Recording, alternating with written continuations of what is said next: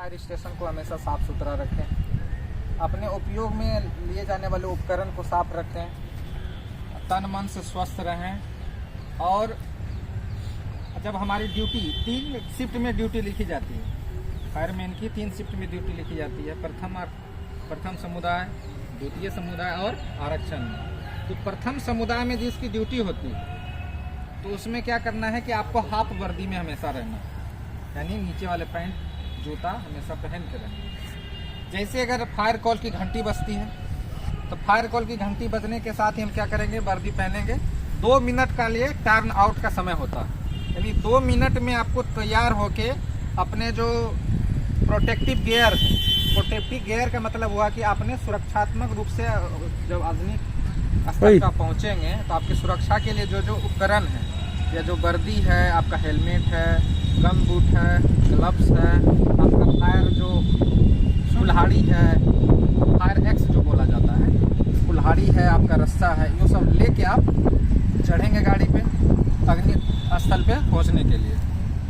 तो अपने औजार को हमेशा सावधानी से समेट कर अपने नियमित जो जगह होता है उसका वहाँ ही रखा जाना। और हम जैसे फायर कॉल की घंटी बजती है, हम 2 मिनट के अंदर अपने वाहन पर बैठ जाएंगे।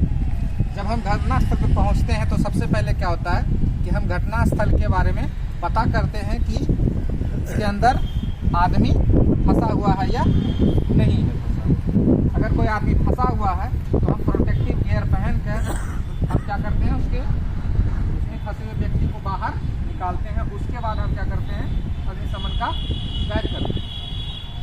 तो अग्निशमन के कार्य में जो सीढ़ी प्रयोग किया जाता है उसकी हम विधिवत जानकारी रखेंगे कि अगर हम किसी दीवार पर लगा रहे हैं सीढ़ी, वो मजबूत है या नहीं, और सीढ़ी से दीवार की दूरी क्या है। अगर हम सीढ़ी पर चढ़ते हैं तो वो फिसल के गिर ना जाए, ये हमेशा इस बात का ध्यान रखेंगे।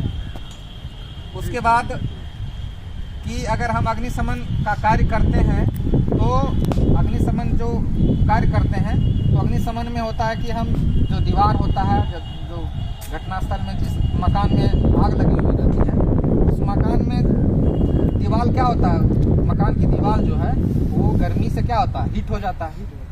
हीट होने के बाद हम क्या करते हैं, उसको पानी मारते हैं तो वो क्या होता है, चटकता है। चटकने के बाद वो गिरने का संभावना बनती है। तो हमेशा क्या करेंगे, एक सामान्य दूरी बनाकर ही हम अग्निशमन का कार्य करेंगे, जिससे वो दीवार टूट के हमारे ऊपर नहीं गिरे। उसके बाद हम लोग समझेंगे कि ये हमारा कर्तव्य है कि घटनास्थल पर हम कैसे कार्य करेंगे सूझबूझ के साथ। इसीलिए कहा जाता है कि हमेशा एक अग्नि को स्वस्थ रहना चाहिए, तंदुरुस्त रहना चाहिए और अपने कुशल बुद्धि वाला होना चाहिए, क्योंकि उस समय हम तत्काल उस चीज़ के बारे में सोच सके कि नहीं। अगर हम उस समय गए घटनास्थल पर और हम किसी और चीज़ों पर ध्यान लगाए रखेंगे तो हो सकता है उसमें हमारा भी नुकसान हो सकता है। तो हमेशा जब भी घटनास्थल पर पहुँचे तो पूरा अपनी तन्मयता के साथ घटनास्थल पर ही कार्य करें, ना कि और चीज़ों के बारे में सोचें। अब समझेंगे कि हम लोग आग जो लगती है या जो आग की प्रकृति है वो क्या होती है। आग सामान्यतः कहा जाता है कि ये रासायनिक प्रतिघातक पदार्थ है जो कि ईंधन, ऑक्सीजन और ताप के मेल से पैदा होता है। जहाँ पे ईंधन रहेगा, ताप रहेगा, गर्मी यानी कह सकते हैं ताप, गर्मी और ऑक्सीजन हवा, ये जब एक जगह मिल जाती है तो क्या होती है, आग भड़कती है। तो कभी आप कोई भी चीज़ जलाते हैं, किसी लकड़ी में आग लगाते हैं या पत्ते खरपतवार में आग लगाते हैं, तो वहाँ क्या करते हैं, वहाँ तो ईंधन हो गया आपका, लकड़ी क्या हो गया, एक तरह का ईंधन हो गया, और वहाँ पे हवा तो हर जगह मौजूद रहती है। तो उस हवा वहाँ भी मौजूद है, ईंधन भी मौजूद। हम क्या करते हैं, दिया सलाई या माचिस से क्या करते हैं, हम वहाँ पे आग गर्मी देते हैं। क्या देते हैं, गर्मी देते हैं। तो गर्मी देने से तीनों का संयोग क्या होता है, मिलता है, और वो क्या होती है, आग में तब्दील हो जाती है। तो आग 3 तरीकों से लगता है। ये बात क्लियर है कि 3 तरीके के मिलने से ही आग पैदा होती है, और उसको जब भी हम बुझाते हैं तो वही 3 तरीकों से ही हम बुझाते हैं। उसका तरीका क्या है, तो पहला तरीका है कूलिंग, ठंडा करना। कूलिंग का मतलब ठंडा करना। करते हैं, जब आग लगती है तो आग में क्या होता है, गर्मी होता है। तीन चीजों के हम अभी तुरंत बताएं कि तीन चीजों के मिलने से आग पैदा होता है और उसी तीन तरीके से उसको आग बुझाया जाता है। तो तीन चीज में एक चीज तो गर्मी भी है। अब उसको हम क्या करते हैं, ठंडा करते हैं। तो कूलिंग मेथड में क्या है कि हम आग पर क्या करते हैं, पानी का प्रयोग करते हैं। तो पानी का जब हम आग पर प्रयोग कर देते हैं तो क्या होता है, उसकी गर्मी कम होने लगती है, यानी उसका तापमान जो है घटने लगता है। और जब वो तापमान घटने लगेगा तो ऑटोमेटिक है कि आग बुझ जाएगी। तो पहला मेथड क्या है, कूलिंग मेथड। आग को बुझाने का तरीका है कूलिंग, उस पर हम पानी डालकर उसको हम बुझाते हैं। अब दूसरा तरीका क्या है, स्मोदरिंग। स्मोदरिंग का मतलब होता है दम घुटना, या किसी चीज को, हवा को ऑक्सीजन के संपर्क को कम करना। तो स्मोदरिंग में क्या करते हैं कि तीन चीजों के मिलने से बनता है आग, हवा यानी ऑक्सीजन, गर्मी यानी ताप, ईंधन यानी जलने वाली वस्तु।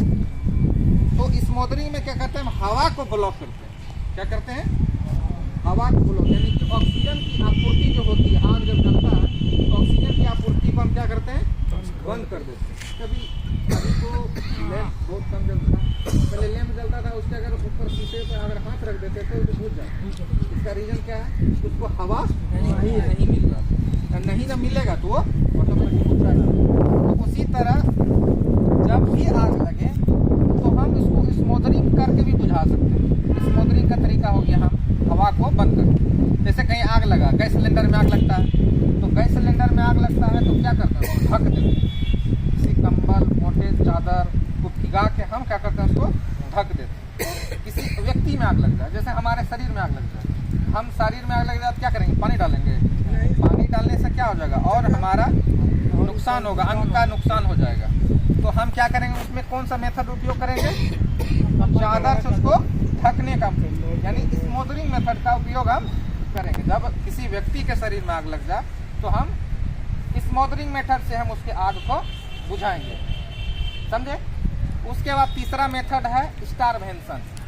स्टारवेंशन का अर्थ होता है हिंदी में तितर बितर करना, यानी किसी चीज को तितर बितर यानी हटा देना, चूर चूर करके इधर उधर हटा देना। तो तितर बितर करना, जैसे आग कहीं लगी है, कहीं खेत में, खलिहान में, या आपके घर के आसपास में कहीं आग लगती है तो ईंधन जमा रहता है। हाँ, खलिहान में आग लगता है तो देखते हैं बहुत सारा ईंधन जमा रहता है, पुआल जमा रहता है, तो उसमें आग लग जाती है। तो उसको क्या करते हैं, इधर उधर छिड़िया देते हैं, उसको डंडे से क्या करते हैं, इधर उधर छिड़िया देते हैं। तो जो छिड़ियाने के यानी तितर बितर करने का जो औजार होता है वो सीलिंग हुक, हम लोग के जो विभाग में वो एक औजार होता है सीलिंग हुक, यानी उसमें हुक टाइप लगा रहता है। तो उसको तितर बितर करने के लिए एक हुक लगा रहता है। तो उस हुक के सहारे क्या करते हैं, जितने सारे ईंधन है उसको क्या करते हैं, तितर बितर करते हैं। तो तितर बितर करने से क्या होता है, तो उसकी आपूर्ति जो ईंधन की कम हो जाती है। मान लिया जितना जमा है उसको थोड़ा थोड़ा करके फैला दीजिएगा, या उसको पीट पीट करके टुकड़ा टुकड़ा कर दीजिएगा, तो क्या होगा, ईंधन छोटा रूप में आ जाएगा। तो उसमें जितना तक ईंधन है तब तक वो जलेगा, उसके बाद धीरे धीरे वो शांत हो जाएगा। तो तीन तरीकों से आग लगती है और तीन तरीकों से आग बुझाई भी जाती है। ये क्लियर है। अब कहते हैं कि हवा में जो आग लगती है, गैस से जो होगा तो जाएंगे लोग। अब आग का हम वर्गीकरण सूरज जी, आग को हम 5 भागों में बांटते हैं। कितने भागों में बांटते हैं? सबसे पहले हम लोग समझे कि आग होता क्या है, आग को बनने की क्या प्रक्रिया है, और आग की बुझाने के क्या क्या विधि है। ये तीनों चीज हम समझ ली। अब है कि आग को हम कितने वर्गों में बांटते हैं, यानी इसका क्लासिफिकेशन कितने प्रकार से हम कर सकते हैं। तो आग का जो 5 भागों में बांटते हैं। पहला भाग क्या है, सामान्य आग। तो सामान्य घरों में आग लगती है, चाहे वो कपड़ा हो, कोयला हो, चाहे लकड़ी हो, जलावन हो, घास फूस हो, कागज हो, ये सब में चीज़ों में आग लगती है। उसको हम क्या कहते हैं, जनरल फायर। क्या कहते हैं, यानी उसको हम कूलिंग मेथड से बुझा सकते हैं, सामान्य तरीके से उसको हम बुझा सकते हैं। दूसरा है क्या, तेल की आग, बी क्लास। ए क्लास, उसके बाद आते हैं तो बी क्लास। तो बी क्लास में क्या है, तेल की आग। तो तेल की आग को हम क्या करते हैं, उसको तेल का कहीं तेल का टंकर पलटी किया हुआ हो, या कहीं तेल का स्टोरेज हो, तो उसमें अगर आग लगती है तो हम पानी डालेंगे, तो पानी डालने से बुझेगी वो। जैसे पहले हम लोग समझेंगे कि उसके कितने क्लासिफिकेशन है, उसके बुझाने के भी तरीके भी अलग, इस प्रकार का आग होगा उसको उसी प्रकार से हम बुझाएंगे। तो अब है कि जो सामान्य आग है, सामान्य आग पर हम पानी डाल के बुझा सकते हैं। अगर कपड़ा में आग लगा है, कोयला में आग लगा है, लकड़ी में आग लगा है, तो हम कूलिंग मेथड यानी पानी डाल के हम बुझा देंगे। अब है कि तेल वाला आग रहेगा, तो तेल वाला आग पर हम कूलिंग मेथड का उपयोग करेंगे तो वो नहीं बुझेगा, यानी उस पर हम पानी डालेंगे तो वो क्या होगा और भड़केगा। इसका रीज़न क्या है कि पानी का घनत्व जो है वो ज़्यादा होता है और तेल का घनत्व कम होता है। तो उसमें जब हम पानी डालेंगे तेल पे, तो तेल क्या करेगा, पानी के ऊपरी परत पे आ जाएगा। कभी देखते होंगे कि बाल्टी में नहाते हैं या कभी गलती से तेल गिर जाता है, तो तेल क्या होता है, नीचे चल जाता है, ऊपर आ जाता है। तेल क्या करता है, पानी के ऊपरी सतह पर आ जाता है। कभी सुने होंगे कि समुद्र में आग लग गया है, तो सोचते हैं समुद्र में कैसे आग लग जाएगा यार, ये तो अजीब वाला बात है। बस यही रीजन है, कहीं तेल का टंकर आ रहा है और उसमें कुछ विस्फोटक पदार्थ विस्फोट किया, तो क्या किया, तेल पूरा फैल जाता है, ठीक ना। तेल क्या करता है, फैल जाता है और उसमें आग भड़क जाती है। तो अब उसी तरह हम क्या करेंगे कि अगर हम पानी का उपयोग वहाँ पे करेंगे तो तेल क्या करेगा, भड़केगा, वो फैलेगा और आग क्या करेगा, फैल जाएगा। तो वहाँ पे हम क्या करते हैं, स्मोदरिंग करते हैं। क्या करते हैं, स्मोदरिंग का मतलब हो गया दम घुटना। अब क्या है कि तेल का आग है लगा हुआ किसी टैंकर में और उसको बुझाना है, तो हम क्या करते हैं, फोम का उपयोग करते हैं। क्या करते हैं, फोम युक्त पानी का उपयोग करते हैं, जिसमें कि झाग होता है, साबुन लगाते हैं ना, तो उसमें से झाग पैदा होता है।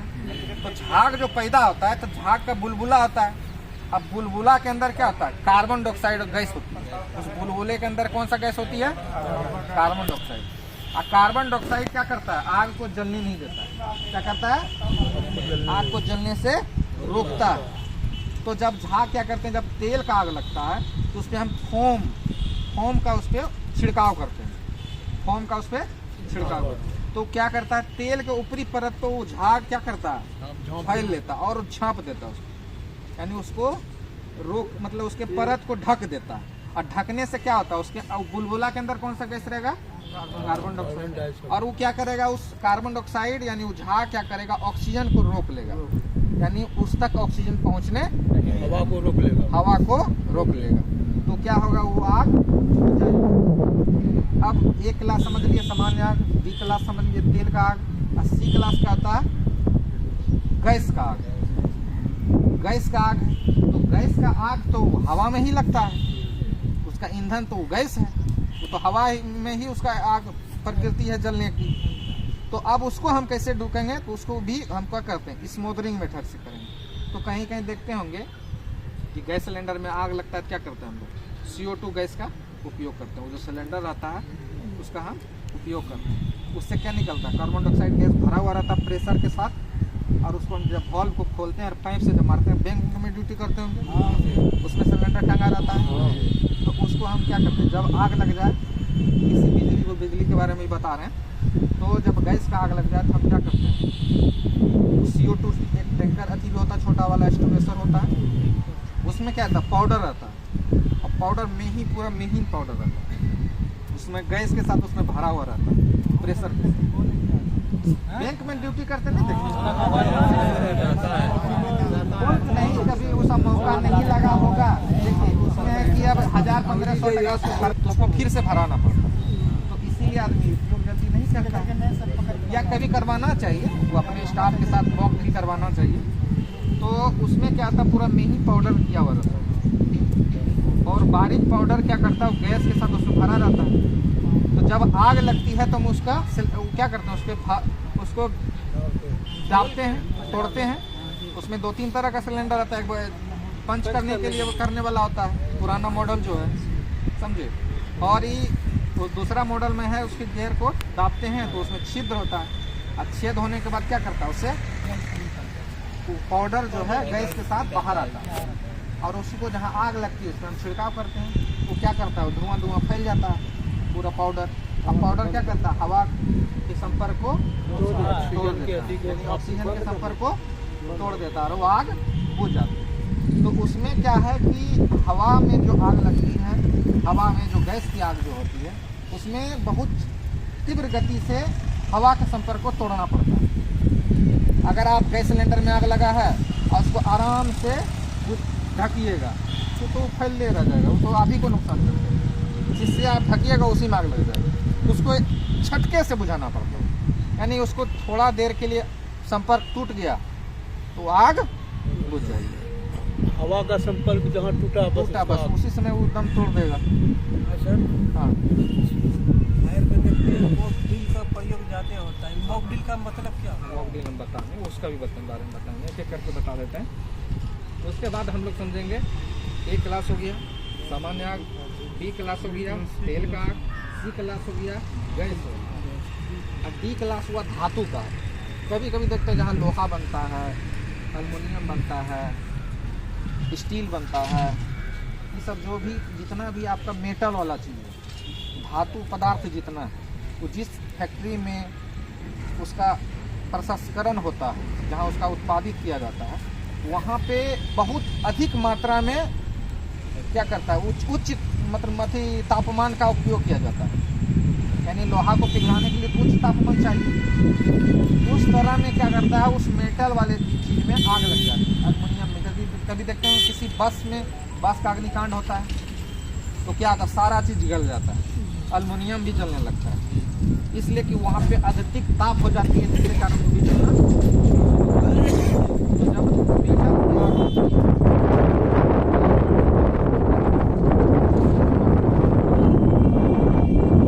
पाउडर का हम छिड़काव करते हैं, क्योंकि अगर पानी का छिड़काव करेंगे वो इतना ज़्यादा गर्मी होती है उसमें कि पानी को वो तुरंत भाप में बदल देगा, वो पानी को तुरंत भाप में बदल देगा, उस पर उसका कोई असर ही नहीं पड़ेगा। तो वहाँ पे हम क्या करते हैं, डीसीपी पाउडर का छिड़काव करते हैं, जिसके उससे परत को ढक देगा। समझे? तो हम लोग धातु की आग समझ में आ गया।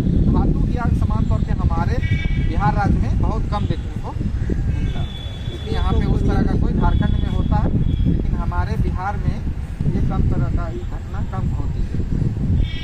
अब समझेंगे ई क्लास की आग, पाँचवा आग, यानी कि बिजली से लगने वाली आग को हम लोग क्या करते हैं, ई क्लास में रखते हैं। तो बिजली से आग क्या लगता है, शॉर्ट सर्किट। जब बिजली की आग हो तो हम ई क्लास में रखते हैं, लेकिन जैसे बिजली कट जाए, जैसे किसी घर में आग लगा है और बिजली का सप्लाई हो रहा है तो उसको हम ई क्लास मानेंगे। वहाँ पे हम पानी का उपयोग नहीं करेंगे। जैसे बिजली कट जाएगी फिर हम पानी का उपयोग करेंगे। अगर हम पानी का उपयोग करते हैं वहाँ, इसका मतलब हमको भी बिजली का झटका लगने का संभावना है। तो वहाँ पे हम बिजली के आग में पानी का उपयोग नहीं करेंगे, इसीलिए उसको ई क्लास में रखा गया। लेकिन जैसे बिजली कट जाएगी हुआ तो ए क्लास में आ जाएगा, सामान्य आग में आ जाएगा, उसको फिर हम जिस तरह चाहे बुझा सकते। ये चीज़ समझ में आ गया। आग क्या है, कैसे उत्पन्न होता है और कितने प्रकार से उसको डिवाइड किया गया है, उसको बुझाने का क्या क्या तरीका है, समझ में आ गया। अब आप कह रहे हैं कि मॉकड्रिल क्या होता है। मॉकड्रिल होता है कि झूठा अभ्यास। मॉकड्रिल को हम झूठा अभ्यास कहते हैं। कि कभी देखेंगे ट्रेन, कभी स्टेशन पर भी मॉकड्रिल किया जाता है। ट्रेन स्टेशन मास्टर के द्वारा मॉकड्रिल क्या किया जाता है कि उसको सूचना दिया जाता है कि फलना जगह घटना हो गई, ट्रेन एक्सीडेंट कर गया, तो ट्रेन एक्सीडेंट करने का झूठी खबर फैलाई जाती है, जिससे कि जो ट्रेन एक्सीडेंट में कौन कौन से कर्मी का कार्य है, उस कार्य को तनिक समय पे कर सकता है कि नहीं कर सकता, उसकी जांच की जाती है। उसी तरह हम लोग क्या करते हैं, अग्निकांड कर देते हैं छोटा मोटा, और उसमें क्या होता है, सब अपना अपना काम करते हैं। आग लगा दिए हैं और उसको हम बुझाएंगे, कोई क्या करेगा, कोई पानी पकड़ेगा, कोई नल चलाएगा, कोई खिलाएगा, कोई रेस्क्यू करेगा, कोई गिर के बेहोश हो जाएगा, उसको उठा के बाहर निकालेगा। एक अभ्यास होता है, उसी को हम लोग क्या करते हैं, वो इस अभ्यास को करने से क्या होता है, हमारे मस्तिष्क में वो चीज़ घर कर लेता है। अगर इस तरह की घटना घटेगी तो हम क्या करें, क्योंकि आपको कभी दुर्घटना किसी का हो जाता है, कभी बाइक एक्सीडेंट हो जाता है, तो उस समय क्या होता है, दिमाग संश्लेष हो जाता है।